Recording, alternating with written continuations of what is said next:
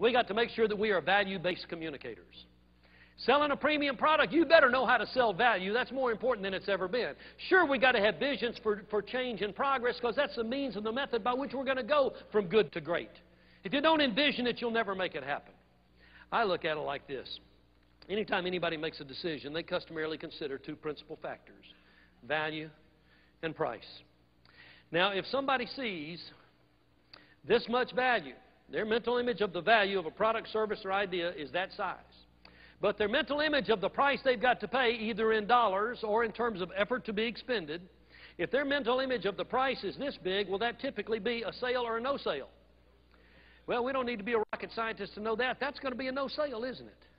So what do we do about that? I contend we got to be the value builders. We talk generic benefits. We talk needs-based benefits, which are targeted to the specific needs of that individual. And if we don't know how to build that mental image of value, and I'll switch to red for a good reason, what's the only other way we can ever get the yes? Anybody? I don't blame you. I'd whisper it too. Cut the price, which of course is a less desirable alternative. I say, let's be the value builder. Anybody can give their stuff away. Let's make sure we're the ones who are building the value. We're talking needs-based benefits, making a difference in that respect. Best example I've ever seen of the value-price formula. I had the opportunity a few years ago to address the annual meeting of Jockey International. You know, the underwear people? Don't grin. In a group this size, they are well represented, I'll bet you. How about you, Sal? What are you wearing today? Okay, so anyway, I got Jockey International. 800 people from 10 countries at the O'Hare Marriott. And I'm doing an after-dinner speech. It went terrific, had a great audience, and it was about a month later that I got a phone call. Guy on the other end of the phone said, Don, this is Don Haney calling. He said, I heard you speak the other night at the Jockey meeting. I said, terrific. You must be with Jockey. He said, Don, as a matter of fact, I'm not. He said, I'm the president of a firm that is Jockey's principal supplier. He said, we manufacture most of the goods that go under the Jockey label. He said, and the reason I'm calling is I've done a survey and nobody in our company has heard you speak, Don, but myself and our chairman of the board who was with me at that meeting the other night.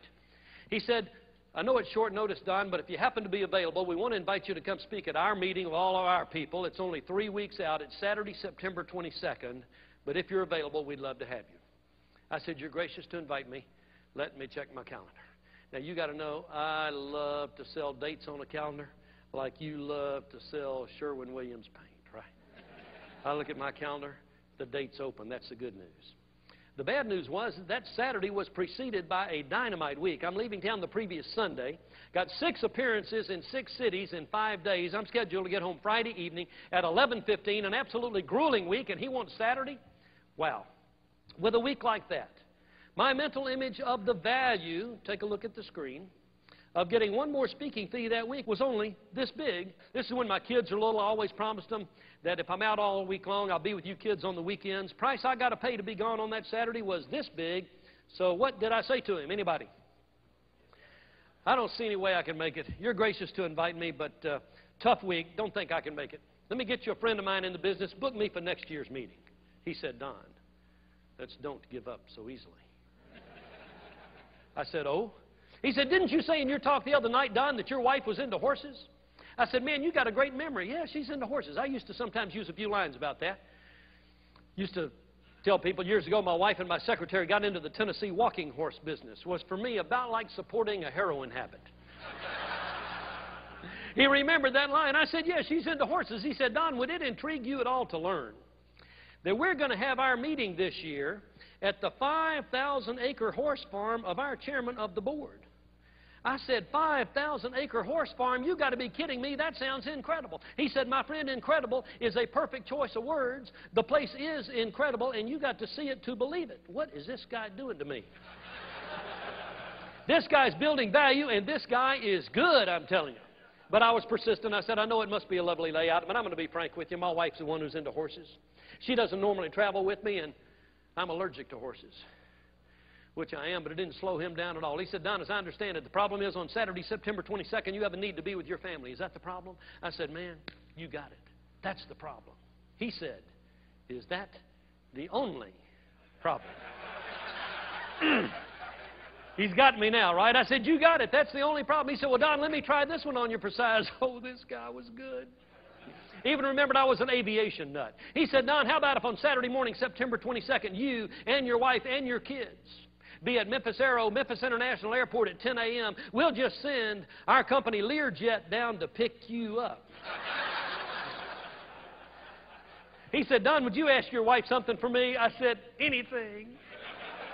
He said, man, I just want you to know before we put all this together, Don, I'm going to have a talk with our helicopter pilot, and I'm going to tell him. I said, wait a minute. You got a helicopter pilot flying a Learjet? He said, no, Don, you got to listen to the rest of the game plan.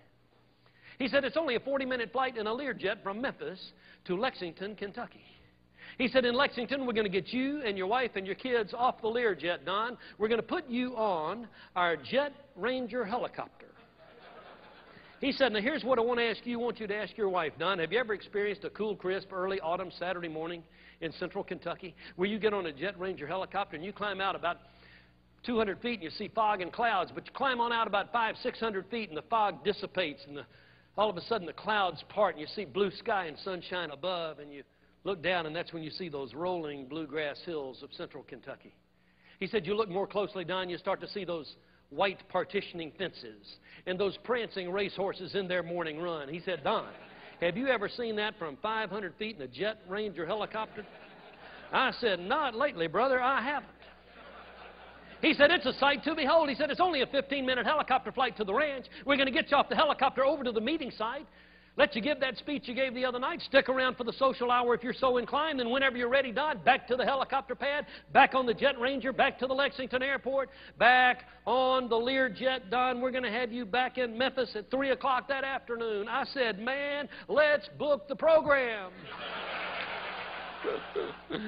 Forget the fee. No, Tom, I did not say that. Tom, I didn't say We got to be the value builders to sell a premium product. We got to sell it with energy. And we got to make a difference like we never have before.